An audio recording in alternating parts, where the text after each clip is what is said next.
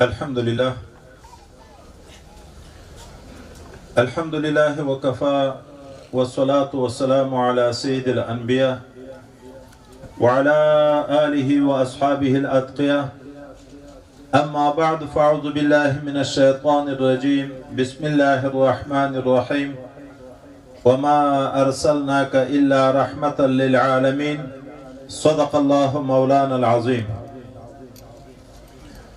اللهم صل على سيدنا محمد وعلى آل سيدنا محمد وبارك وسلم عليه. ډیرو محترمو عزتمنو د حضور پاک صلی الله علیه وسلم عاشق امتیانو، خدای پاک مو دا هر څه په خپل دربار کې قبول وګرځوه. دا چې موږ تاسو په کوم نسبت دلته راجمع شوي یو چې د حضور پاک صلی الله علیه وسلم په سیرت باندې د په اخلاق مبارکو باندې د په راوړي دین باندې غږیږو. د خبرو شروع ز اول په دغه آیات مبارکه کوم چې د مخکې ما تاسو ته تلاوت کو چې په دې پوه شو چې دغه مجلس هم د خدای د رحمت اثر ده. الله تعالی د خطاب کوي پیغمبر علی السلام ته وما ارسلناک الا رحمتا للعالمین، ته موږ نه لېږلی ای حبیبه مگر هم رحمت د ټولو عالمونو دپاره. علماء کرام ناستي علمي تحقیق نه کوم د الله نه سوا چې څومره مخلوق د ټول ته عالم ویلی کېږي، خو لکه د الحمدلله په سر کې الحمدلله رب العالمین عالمین جمع ده. هلته علما وجداوي چې عالمونه ډیر دي، اگر که یو عالم خو ټولو ته ویلی کېږي، خو د خلکو د پوهې دپاره لکه انسانان ټول یو عالم ده. د دغه دپاره چې عالمونه ډیر دي، ابن کثیر وایي چې 1000 قسمه مخلوقات دي الله تعالی. 400 قسمه مخلوقات په وچه کې زندگی کوي، 600 قسمه مخلوقات هغه په دریابو کې زندگی کوي. چې د اگې نه پیدا دي دا ټول یو قسم بلل کېږي، چې د پریوان نه پیدا دي دا ټول بل قسم بلل کېږي. موږ تاسو دغه دوه خاص سم نه پیژنو چې دا وینو انسانان حیوانات چې څومره انواع د حیواناتو دي ټول د پریوان نه پیدا کېږي، او دا مرغانو چرګانو چې څومره دا شیان بیا وینو د اگې نه پیدا کېږي. مجموعه 1000 قسمه مخلوقات دي الله تعالی. الله رب د ټول عالمونه ده، پالونکی، پیدا کوونکی، روزي ورکوونکی، پناه کوونکی، هر څه الله ده. رسول الله هم ټول عالمونو ته رحمت را لېږلی، تر یو خاص قوم پورې د نبوت نه ده مختص، تر یو خاص علاقې پورې د نبوت نه ده مختص، تر یو خاص ژبې پورې، بلکې تر نفس انسانانو پورې نه ده مختص. دا صرف د انسان دپاره نه، د انسانانو پیریانانو دپاره رحمت، صرف د انسانانو پیریانانو دپاره نه، د ملائکو دپاره هم رحمت، صرف د انسانانو پیریانانو ملائکو چې مسلمانان دي ټول د دغو دپاره نه، بلکې د کافرانو دپاره هم رحمت، بلکې د جنیاتو دپاره، د نباتاتو دپاره، د جماداتو دپاره، د ټولو کائناتو دپاره رحمت ده. غټ غټ ټکي به ذکر کو چې ما ویله خبره مختصره کو، ځکه په دا یو آیات کې غږیږو شاید ډېر وخت واخلي. حضرت پیغمبر علیه السلام د مسلمان دپاره خو دا رحمته خو واضح خبره ده چې چا د ده کلمه قبوله کړه هغه ځای به ځای د رحمت وي، جنت ځای د رحمت د خدای پاک ده. او داسې رحمت ده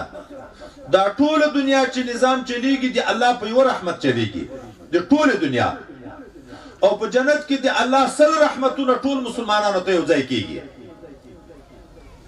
چې ټوله دنیا زندگی د ټولو مخلوقاتو په یوه رحمت الله بنا ده. حتی دا حیوان چې په خپل بچي شفقت کوي دا هم د یوه رحمت اثر ده، چې سلسله قسمتونه رحمتونه مسلمانانو ته په جنت کې متوجي شي. دغه رحمتو به څنګه سړی بیان وکړي؟ ځکه پیغمبر علیه السلام وی چې الله تعالی وی اعددت لعبادي ما لا عين رأت ولا اذن سمعت ولا خطر على قلب البشر. ما خپلو خاصو بندگانو ته جنتیانو ته هغه نعمتونه تیار کړي چې نه سترګو لیدلي نه غوږو اورېدلي نه یې د چا په دماغو په فکر کې تصور تېر شوی، نو خو نه شوي بیانولی. دا رسول الله د کفارو دپاره هم رحمت ده. د نبی علیه السلام نه مخکې چې څومره امتونه تیر شوي دي چې غټ غټ 80 امتونه تیر دي، هر امت چې د خپل پیغمبر سره بیادبي کړې، د خپل پیغمبر خبره نه ده منلې، خدای پاک په دنیا کې په دې عام عذاب راوستلی. دا ټوله دنیا د نوح علیه السلام په وخت کې الله فانی کړه، صرف د یوې کښتۍ کسان چې هغه مسلمان وو په دې ایمان راوړی چې ډېر قول د 80 شاوخوا ده، دومره کسان بچ شو، دا نور ټوله دنیا غرقه شوه. لوط علیه السلام قوم ده 6 علاقې دي، خو چې د یو لوط علیه السلام خبرې نه مخالفت و بیادبي شروع کړه، داسې الله تباه کړو چې جبرائیل امین راغی د دا ټولې مځکې نه خپل وزر لاندې کړو، دومره یې اسمان ته نږدې کړه چې په اسمان کې د اسمان ملایکه وو، د دغه چرګانو د دغه مرغانو اوازونه واورېده او دې خوا نه بېرته په شا باندې راوغورځوله او د پاسه نه تیږې په وورولې. د عادیانو حال چې ګورو، د سمودیانو حال چې ګورو، د فرعونیانو حال چې ګورو، چې دا څومره تاریخ سړی وګوري، د چا نه بیزوګیان جوړ کړي، د چا نه خنجران جوړ کړي، څوک یې په مځکه ژوندي نه ایستلي، په چا تیږې اورېدلي، په چا اور اورېدلی، اور یې اورېدلی. نن هم خدای اورونه په بلوي. بار بار موږ او تاسې اورو چې دنیا یې د مقابلین عاجز ده، دا هغه الله په مسلط کړي دي. داسې سخت عذابونه په خلکو کفارو ته خدای پاک ورکړي، خو چې رحمت للعالم راغی، پیغمبر علیه السلام راغی، عام هلاکت د کفار هم خدای پاک پورته کړ، جزئی به وي. منافقینو دپاره هم رحمت ده چې نفس په خوله یې کلمه وویلې، په زړه کې ایمان نشته، خو دا تش د خولې په کلمې هم د مرګ نه خلاص شو، مال هم خلاص شو، ځان هم خلاص شو. حتی ناموس کردګار حضرت جبرائیل علیه السلام چې مقرب په ملائکو کې ده، یو ته نبی علیه السلام یې یا جبرائیل د ما د رحمت ته تا ته هم څه برخه رسېدلې ده که نه؟ کشران ملائکې خو څه کوي، تا ته هم څه برخه رسېدلې ده که نه؟ وای او زه مخکې د تا د نبوت نه، د تا د بعثت نه، د تا د پیدایښت نه، د دنیا د راتګ نه په خپل عاقبت ډارېدم. موږ مسلمان یو نه ډارېږو، انسانان یو نه ډارېږو، شپه ورځ په ګناهو لګیا یو نه ډارېږو. او جبرائیل امین چې ملائکه ده ټول معصومې دي، په ټول عمر یې ګناه نه ده کړې، رازدار د رب ده، هغه وایي زه په خپله خاتمه باندې ډارېدم. خو چې کله تا ته قرآن نازل شو، په قرآن کې دا آیات نازل شو، ذی قوة عند ذی العرش مکین مطاع ثم امین، د جبرائیل امین صفات دي. ما زړه مطمئن شو چې الله ماته د امینیت لقب راکړه، مطاع لقب یې راکړه، ما ته هم د تا د رحمت برخه را رسېدلې. نن چې په دنیا کې څومره خلک د خدای پاک د دین په هره شعبه لګیا کېږي، دا د هغه رحمت یو برخه ده چې هغه خلکو ته خدای پاک ورکوي. دغه ځای ته چې دا مسلمانان راغلي، چا شپې تېرې کړې، چا روپۍ ولګولې، چا شاید لوږه او تنده تېر کړي، ځکه د دومره عجیب شانو میلمنو خدمت کې طبعا انسان عاجز ده، کمزوری ده. بیا لکه مخکې مولي صاحبانو چې ویلې دي، موږ په پښتنو کې خصوصا بیا دغه همت ډېر ده چې پیر و ملا مني خو جوب نه مني،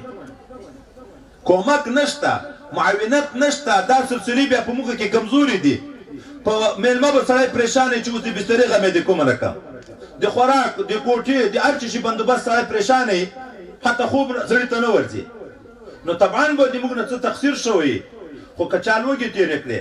که چا ساړه تېر کړو، که چا ګرمي تېره کړه، که چا تنده تېره کړه، د دغه په بدله کې الله څه ورکوي، کوم ځای ته بیایي. دغه رحمت نمونه ورکوي چې رسول الله کوم رحمت خدای پاک دنیا ته رالیږلی، دارو رحمت ته بیایي چې جنت کې عوض ورکوي. نو غرض مې دا ده موږ تاسو د پیغمبر علیه الصلاۃ والسلام په مناسبت راجم شوي یو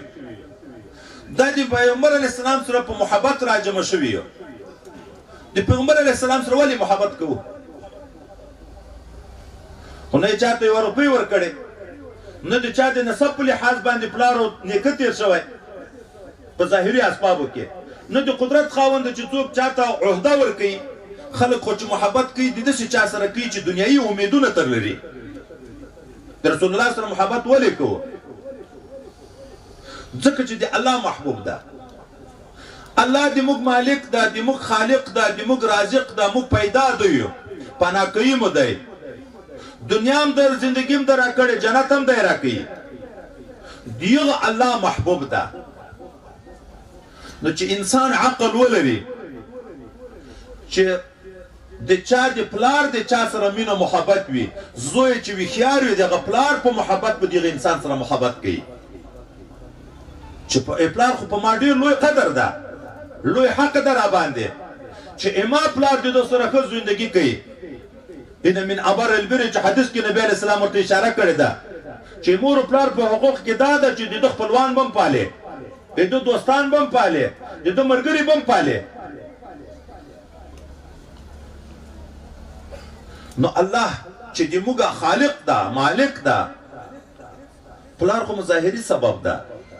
اصل مالک هم الله ده نو موږ د الله رضایت نه غواړو چې چا د زوی سره احسان وکړي پلار په خوشحاله کیږي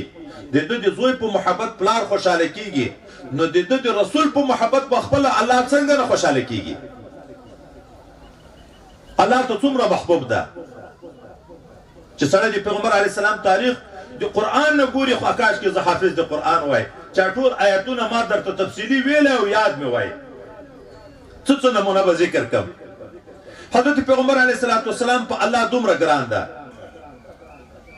موږ تاسو ته پلار استاد خپل پیر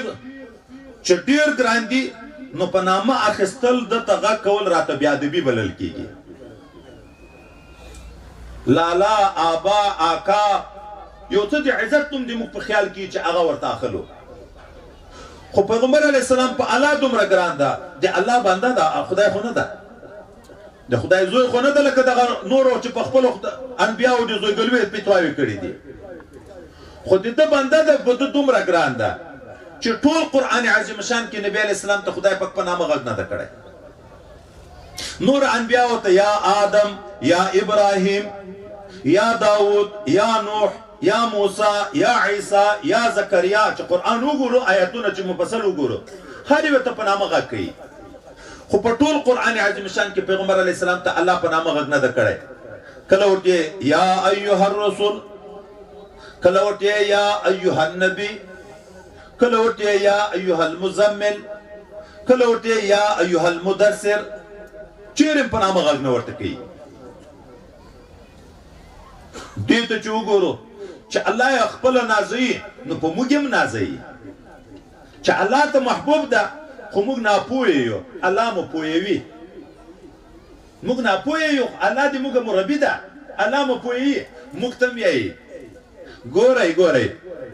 لا تجعلوا دعاء الرسول بينكم كدعاء بعضكم بعضا ګورئ چې رسول الله ته داسې غږ ونه کړي لکه په خپل مابین کې چې یو بل ته په نامه غږ کوي چې یا عبدالله چې رسول الله ته په نامه غږ ونه کوي تاسو به هم قدر کوي دته چې ندا کوي یا ایها الرسول سره یا ایها النبی سره د عزت او د شرافت په نامه به غږ ورته کوي په الله دومره ګران ده چې د انبیاو ذکر کیږي وإذا أخذنا من النبيين ميثاقهم ومنك ومن نوح وإبراهيم حضرت عمر رضي الله عنه چې د آیات اوري په وجد او په جذب کې راځي اے د خدای حبیبه ته په الله څومره ګران یې چې د رسول الله او انبیاو نومونه اخیستی کیږي اول د تا نوم اخیستی کیږي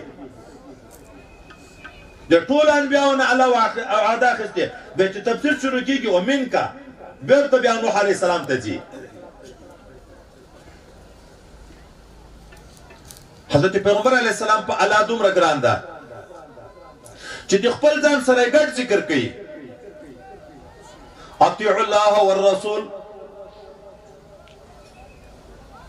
د الله اطاعت کوي د رسول الله اطاعت کوي پر رضا کې د ځان سره ګډ ذکر کوي والله ورسوله احق ان يرضوه الله او رسول په دې لایق دي چې سړی د الله رضا وغواړي د رسول الله صلی الله علیه وسلم رضا وغواړي بلکې په الله دومره ګران ده ما ته دوی په تیزی خبره کوم تفسیر زینب کې کوم په الله دومره ګران ده چې د دوی اطاعت عین د خپل ځان اطاعت بولي رب کریم من یطیع الرسول فقد اطاع الله چا چې د رسول الله اطاعت وکړ د الله اطاعت کړي بلکې الله وی څوک چې د سره بیعت کوي لکه د موږ د سلسله بیعتونه چې کیږي الله دې ځان سره بیعت بولي ما ان الذين يبايعونك انما يبايعون الله يد الله فوق ايديهم څوک چې د تاسو سره بیعت کوي دا د الله سره بیعت کوي الله تعالی خو ید نه لري خدای دې د لاس خپل بولي ید الله فوق ايديهم د الله لاس دې په لاسو باندې ده حضرت پیغمبر علیه الصلاۃ والسلام په الله دومره ګران ده چې پیغمبر علیه الصلاۃ والسلام په باب کې چې څوک بیا ادبي کوي مخکینی انبیاء باندې به چا تور وتړو حضرت هود علیه السلام ته کفار وی تصفیه بیاقل العیاذ بالله حضرت نوح علیه السلام ته تغدار گمراه العیاذ بالله هغه انبیاء خپل د خپل ځان دفاع کوي هود علیه السلام خپل قوم ته وی یا قوم ليس بصفاها زه بیاقل نه یم نوح علیه السلام خپل قوم ته وی یا قوم ليس بضلاله زه گمراه نه یم اما پیغمبر علیه السلام ته چې څوک د لیونی نسبت کوي چې دا لیونی ده دای نه وی چې زه لیونی نه یم الله وی وما انت بنعمت ربك بمجنون ته لیونی نه وما صاحبكم بمجنون دای تاسو صاحب دا لیونی نه ده بلکې د لیوندي په ځای الله په دغه اکتفا نه کوي چې د دنیا دومره دفاع وکړه چې ته لیونی نه یې د تاسو صاحب لیونی نه ده بلکې د دې اخلاق حسنه ذکر کوي وانك لعلى خلق عظیم ته د ډېر غټو اخلاق چښتنه تا ته څنګه لیونی وي دا بیوقفان په دغه اکتفا نه کوي الله چې ته د غټو اخلاق چښتنه تسلی ورکوي وان لك لاجر غیر ممنون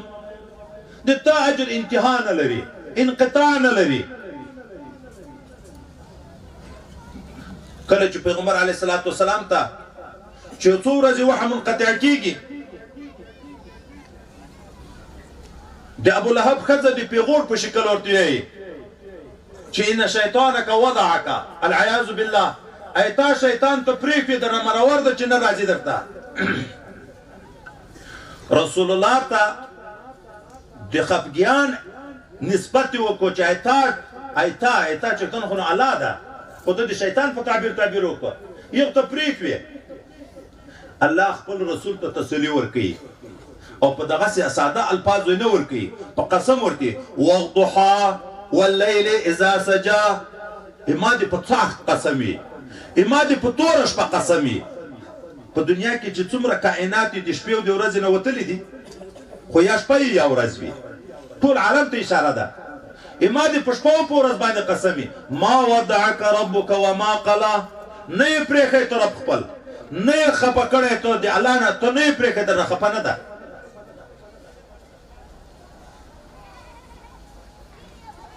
بلکې تسلی پسې ورکوي وللآخرة خیر لك من الاولى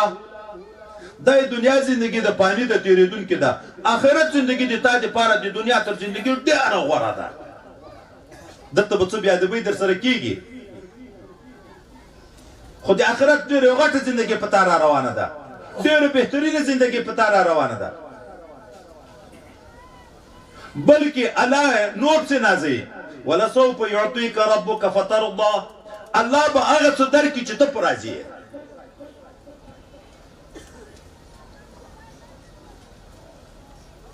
د هیڅ نبی د رسالت خبره خدای په قسم نه ده ذکر کړې د رسول الله د رسالت خبره په قسم ذکر کړي یاسین والقرآن الحکیم انک لمن المرسلین الله دې ما دې په قرآن حکیم باندې قسم وي چې ته د رسولانو د جملې نه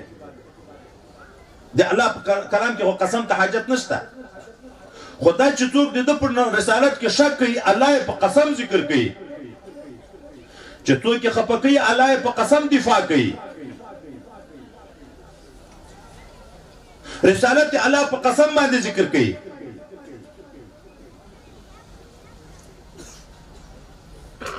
خبره به مختصره کړم نو یو د دې وجه نه موږ د سره محبت کوو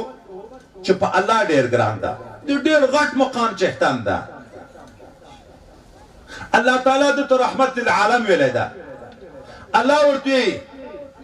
ورفعنا لك ذکرک د تا ذکر ما ډېر لوړ کړی کلمه کې د الله سره د نوم ده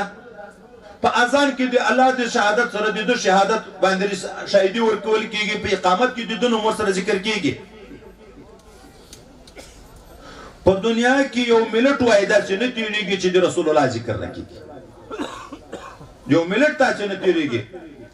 شپه ورځ په نسبت باندې د عالم دنیا څخه چې وګورو په یو ځای کې شپه په بل ځای کې ورځ ډېر فرقونه لري دلته اذان شروع ده نیمه غنټه بعد بیا په بل ملک اذان په بل ځای کې اذان شروع ده نیمه غنټه بعد بیا په بل ځای کې شروع ده سلسله په سلسله شپه ورځ اذانونه دي د نوم کې ذکر کېږي اقامتونه دي د نوم کې ذکر کېږي په اسمانو کې ملائکه د ذکر کوي کائناتو کې ټول د ذکرونه شروع دي او د دې سره رب کریم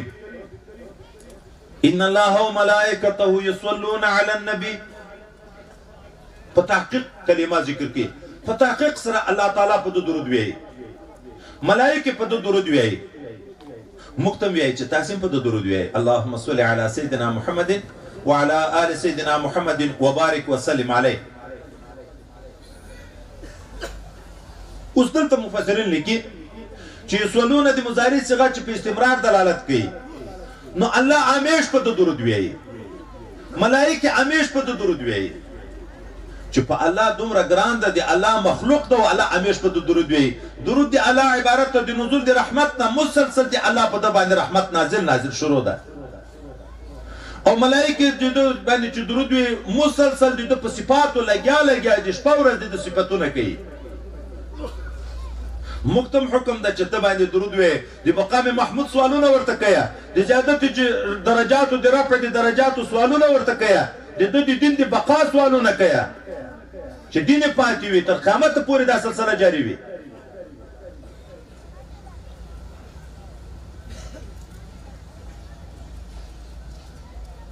سړی به د لوی څنګه بیان کی یا صاحب الجمال و یا سید البشر من وجهك المنير لقد نور القمر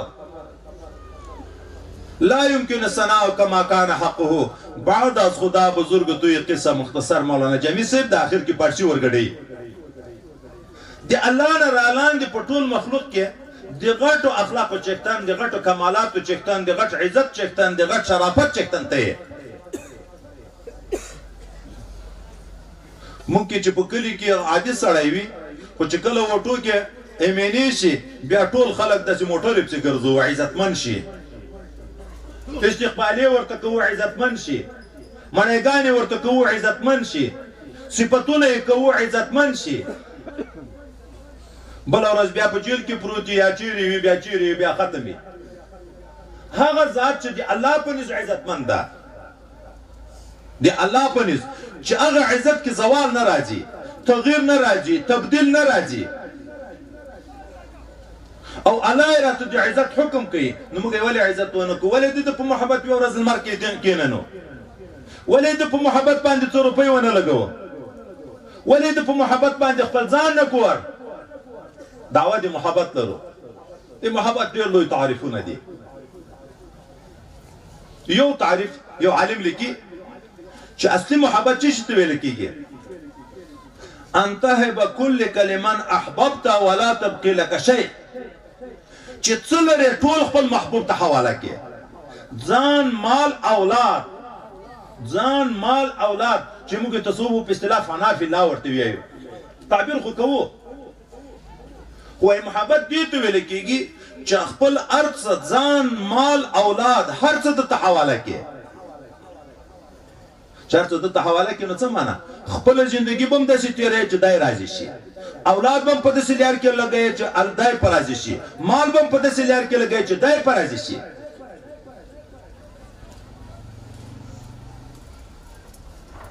خو دا محبت هلته پیدا کېږي چې موږ د دغو خبرو سوچ همیش کوو، یوه ورځ نه. لکه اوس نمونې ذکر شوې، یو څه مې د لویې نمونې ذکر کړې. یو د دغو جناب باید د سره موږ محبت وکړو چې د الله محبوب ده، په الله ډېر ګران ده، الله ته ډېر عزتمند ده، او الله په عزت او په محبت راضي کېږي. د موږ نه مطالبه د عزت او د قدر ده. دوم د دې وجه نه باید د سره موږ ډېر محبت وکړو چې د احسانات په موږ ډېر دي. نن چې موږ د خدای د رحمت په ځای کې سره جمع یو او په دغه ځای د خدای پاک رحمتونه وریږي، دا د ده برکت ده. د ابدي جهنم نه د ده په برکت خلاص یو. او په موږ باندې شپه ورځ ژړاوې کړي الله تعالی. ام المؤمنین یوه شپه ټوله شپه یو آیات وی او ژاړي تر سهاره پورې.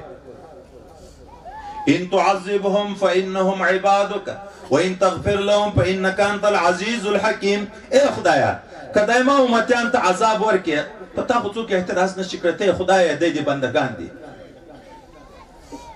خو که مغفرت ورته وکړې، ته خو عزیز غالب ذات یې، بخښلی شي، په تا خو څوک اعتراض نشي کړی. لکه معتزله او خوارج چې په الله واجب ده چې ګنهګار به خامخا عذاب ورکوي.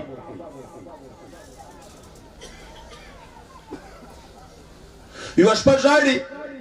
په سجده پروت ده. مسلم شریف کې روایت راځي، الله تعالی د ده د تسلي دپاره جبرائیل امین رالیږي. الله خو په هر څه خبر ده، خو موږ ته د ده د شفقت مقام را پېژني چې ورشي د ما حبیب ته وایه ولې ژاړې؟ جبرائیل علیه السلام رسول الله صلی الله علیه وسلم ته وایي چې الله په تا تر تا ښه خبر ده، خو زه یې رالیږلی یم وایي چې ولې ژاړې؟ د دې امت په غم باندې ژاړه چې دی ما دا ګنهګار امت په جهنم ته ځي. ولې یو بل ځای کې یو بل حدیث مبارک کې راځي، په رسول الله ته خو خدای متعال حقایق ښکاره کړي. وایي د ما او د تا داسې مثال ده لکه سړی چې اور بل کړي،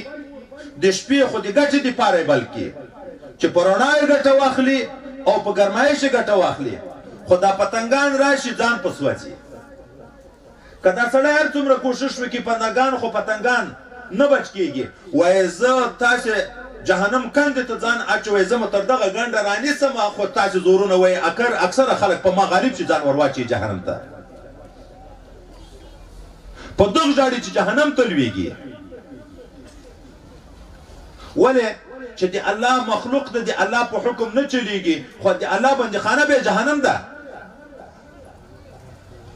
نو ژړا ټوله په دغه کوي. بیا الله تعالی خپل حبیب ته د ناز پیغام بیا رالیږي، جبرائیل امین چې الله ته رپورټ ورکوي. الله ورته ورشه د ما حبیب ته ووایه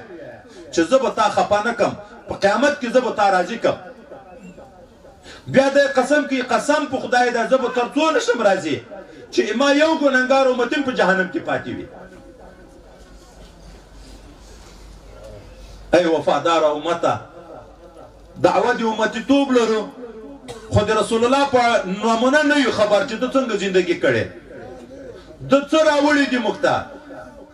د لباس څنګه و، د ده ګیره څنګه وه، د ده گفتار څنګه و، د ده خوراک څنګه و، د ده د لمنځ او د عبادت طریقه څنګه وه. دعوه د عشق او د محبت لرو. په قیامت کې به هم دا ټول عالم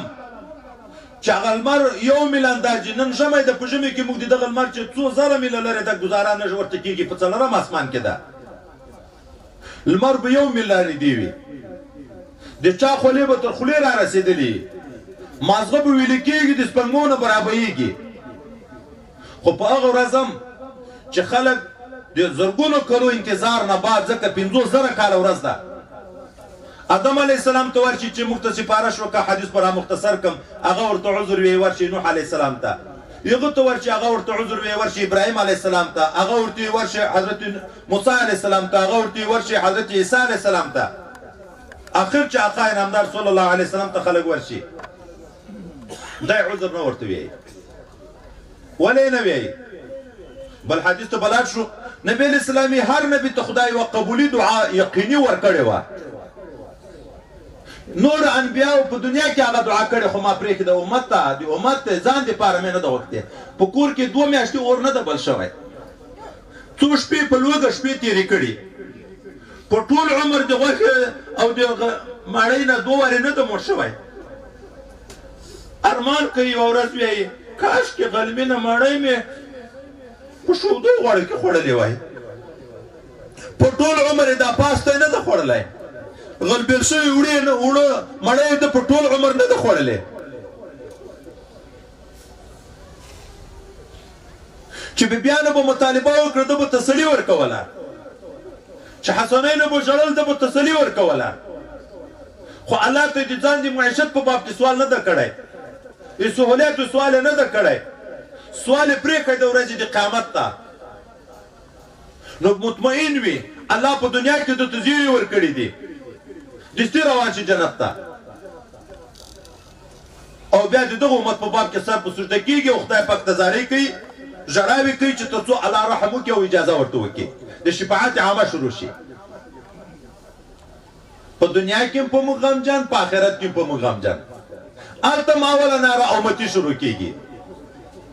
چې پورته کسر څه غواړې چې دی سر راپورته کې امتي امتي امتي نارې وایي. عظمت دومره لوی ده، په الله دومره ګران ده چې د آدم علیه السلام نه نیولې تر عیسی علیه السلام ټول انبیا به په قیامت کې د تر جنډې لاندې ولاړ وي. خو هغه عزتمن ذات، هغه شرافتمن ذات، خدای پاک ته او محبوب ذات موږ دپاره په مځکه باندې سره ګرځي او خدای ته ژړاوې کوي. نو ځکه باید موږ محبت وکړو، ځان مال اولاد د ده په لیار مصرف کړو چې دی راضي شي. ولې احسانات یې ډېر دي په موږ باندې. که حسن جمال ته یې ګورو چې الله تعالی ده ته څومره ښایست ورکړی و، موږ په دنیا کې یو چا باندې سترګې ولګېږي، که لږ ښایست خدای ورکړی و زړه ته هغه ښایست په یوه نظر دومره اندازه داخل شي چې تر ډېره وخته پورې هغه څوک بیا د موږ د ذهن نه وځي. د غرې دیدار نه ممکن، چېرې په موټر کې دې څوک ولده، په پردي ښار کې دې څوک ولده، خو په یوه لیدلو باندې زړه وبایلو او تر ډېرو ډېرو وختو پورې بیا د هغه نقشه په ذهن کې راولو، هغه رنګ نه ویروو. صحابهو چې رسول الله ښایست لیدلی و نو رنګ یې نه ویروو، که اني انظر الیه، لکه اوس یم چې زه په سترګو وینم. نو الله تعالی ده ته ښایست څومره ورکړی و. مختصر ټکي به ووایم. حضرت انس رضی الله تعالی عنه روایت ده، وایي نبی اسلامي هر نبی په خپل وخت کې خدای پاک د ښه غږ اواز او د ښه رنګ والا پیدا کړی. په ټولو امتیانو باندې دی ښایسته هم او په ټولو امتیانو د ده اواز هم ښه. خو ما ته خدای بیا تر ټولو انبیاو نه ښه غږ را کړی، تر ټولو انبیاو نه زیات ښایست را کړی، د ټولو انبیاو نه. ام المؤمنین لنا شمس وللآفاق شمس، موږ هم لمر ده، د دنیا هم لمر ده. د دنیا لمر ته هر څوک روښانه وایي، خو دا وایي د موږ لمر رسول الله ده. خو چې هغه ښایست چا لیدلی و هغه په عاشق و. د ده رضعي مور سره چې په کنکونې حلیمې سعدیې رضی الله عنها سره یوړ شو، د ده رضعي خور حضرت شیما وزې پیایي، خپلې مور ته وایي چې مورې زه دا وزو په پولو کې ډېره ستړې یم، که دغه اما ورور رضعي ورور د ما سره اجازه وي چې زه یې را سره بوځم. نو د غېږې هلک ده، نه ګرځېدی شي نه خاپوړي کې، نو هغه ورته د ده به تا ته څه ګټه در ورسېږي چې د وزو په پولو ستړې یې، نو دی خو چې نشي را درته راګرځولی چې کومک در سره وکړي. دا څه ورته وایي؟ وایي ما دغه ورور تجربه کړی، کومه ورځ چې زه را سره یېسم صحرا ته، دا وزې چې پرېږدم په تلوار تلوار زر زر لږ لږ خوراک وکړي، ځان څه موړ کړي نو بیا راشي، منډې چیرې بل چیرې نه وایي. دا چې د ما په غېږ کې پروت وي، دا وزې ټولې د ما نه تاو شي او رسول الله ته ګوري، زه هم ده ته ګورم او دا وزې هم ټولې ده ته ګوري. حیوان ده، حضرت موسی علیه نبینا علیه السلام والقیت علیک محبة مني آیات مبارکه تفسیر کې راځي و سترګو کې صرف ملاحت خدای پاک پیدا کړی و چې چا به ورته وکړ هغه په عاشق کېدو. خو رسول الله صلی الله علیه وسلم اخي یوسف صبیح وانا ملیح، زه ټول ملیح یم. داسې ښایست بل چاته مخلوق کې چاته نشته چې د دې مخ ته جلې په دیوالو ولګېږي هغه روښانه کړي. د رسول الله صلی الله علیه وسلم چې غږېدا به وه د غاښو د مابین یې رڼاوې راوتې، چې وبې خندل د غاښو رڼا یې په دیوالو پړکېده لکه برېښناوې چې کېږي، چې د مخ ته به څوک تېرېده د هغه عکس د ده په مخ مبارک یې ښکاره کېده. ځکه هم حضرت جابر ابن سمره رضی الله عنه نه څوک پوښتنه کوي چې د رسول الله صلی الله علیه وسلم ښایست لکه دا سپینه توره چې پړکېږي داسې و؟ دی ورته نه، لکه لمر و سپوږمۍ داسې و، بلکې لکه لمر چې اینلې په مخ کې روان وي، لکه لمر چې د اینلې د ده په مخ کې راختلی وي. ښایست د هغه انداز چې حضرت حسان شاعر د رسول الله صلی الله علیه وسلم درته وایي واحسن منك لم تر قط عيني واجمل منك لم تلد النساء خلقت مبرئا من كل عيب كانك قد خلقت كما تشاء. د تا غوندې ښایسته ما بل څوک نه دی لیدلی، اجمل تر تا بل څوک نشته. لنډ دا داسې پیدا یې لکه تا د زړه تقاضا چې وي. شمایل شریف کې د ده حلیه مبارکه چې ذکر کېږي دغه غړی مبارک یې تفسیر کې هلته داسې تعبیر کوي وایي لکه د سپینو زرو په نقشه باندې چې د امیلونه جوړېږي لکه د سپینو زرو نه چې جوړه وي.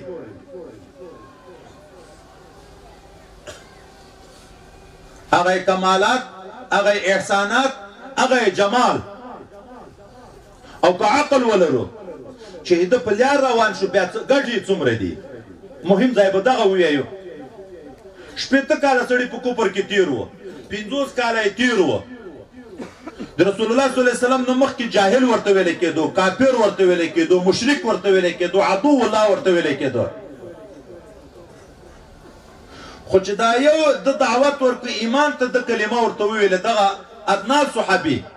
چې دا نفس یو وارې کلمه وویلې په رسول الله ایمان راوړ، په دا یو دعوت باندې دوسې مقام ته ورسېدو چې اویس قرني چې بهترین د تابعینو د دغه ادنا صحابي مقام ته نشي رسېدی، چې دا صرف یو مجلس رسول الله لیدلی ایمان یې په راوړی. نور د دغه نه بعد د ولایت کمالات خو ټول د ده په اتباع کې دي. د الله محبت ته ده پورې تړلی، قل ان کنتم تحبون الله فاتبعوني یحببکم الله. تو خلکو ته ووایه که تاسې دعوت محبت الله لرئ نو د ما متابعت وکئ. داسې نه چې صرف په محبت الله درته پیدا شي، بلکې محبوبین د الله به وګرځئ. یحببکم الله، الله به بیا د تاسې سره محبت کوي. ګورئ دا ډېره غټه خبر ده چې د رسول الله تابع شي، معشوقه به د الله شي، محبوبه به د الله شي، الله بیا محبت در سره کوي.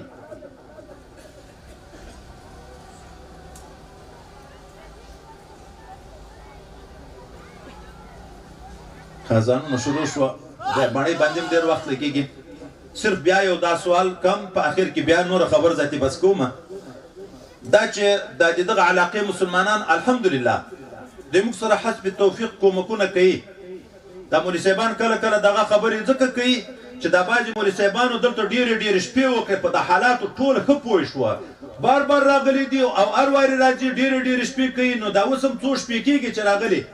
دا د موږ ورخطا حال، دا ستړې، دا منډې، دا فکر او سوچ دا یې ولیده چې اوله ورځ ما درته د چندې غږ وکړو نو 1,80,000 روپۍ تقریبا په جامع جومات کې د جمعې په ورځ باندې چنده وشوه.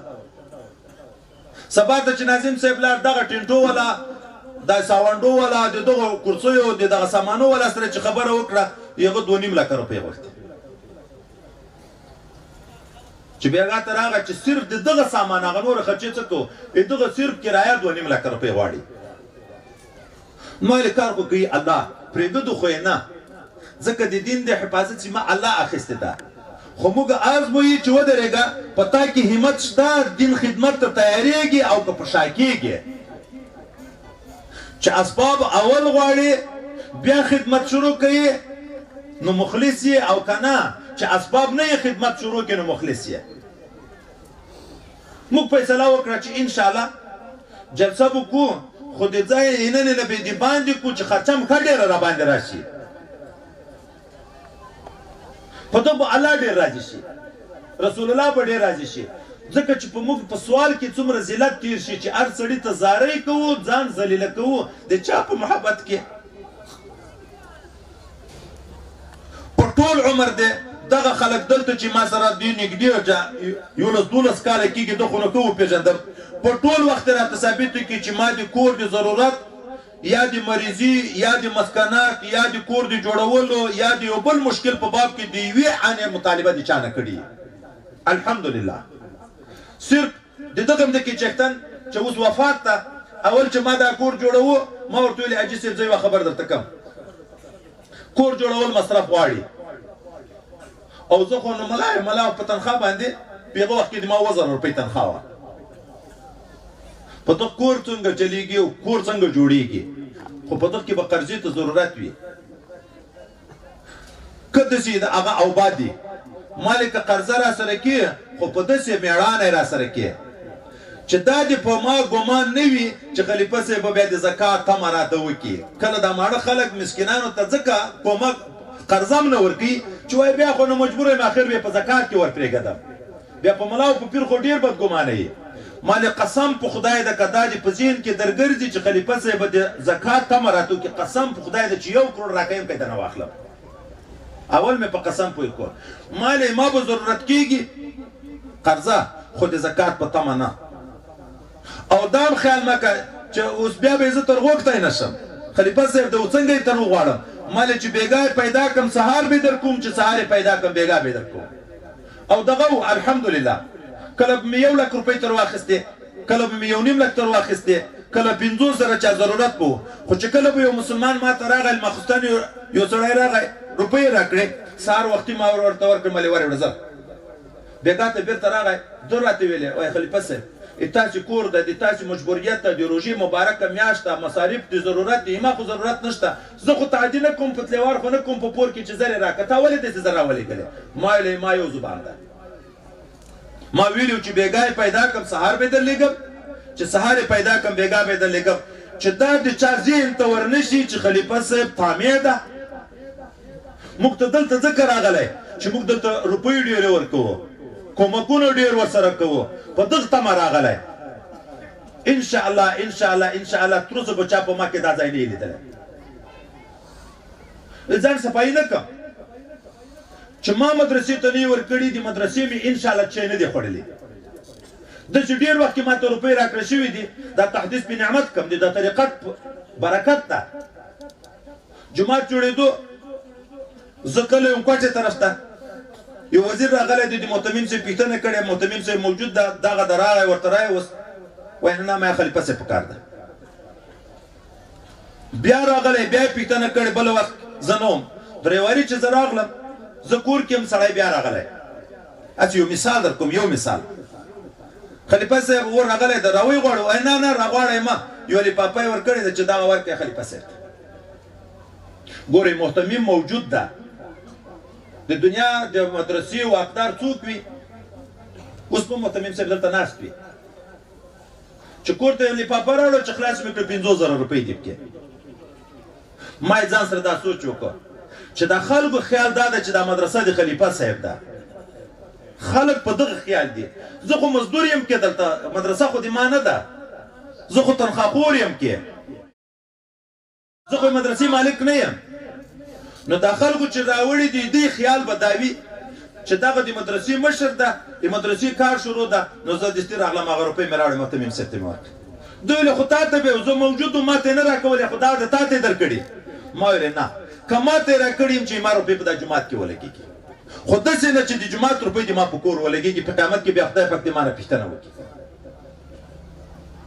څو ورځې بعد مې هغه سړی په بازار کې ولید، په مخه راغی، ستړي مشې مو کړې، ستړي مشې نه بعد تحفه درته ورسېده. ما ویلې و وایي د ما وراره وه که څوک یې خو د دوبۍ نه یې تا ته برخه رالېږلې وه، الحمدلله رالېږلې ما ته وه. داسې ډېر مثالونه دي. په یو باب کې زه څه نه وایم صرف دغه کلیوالو ته هم نه وایم تاسې ته هم وایم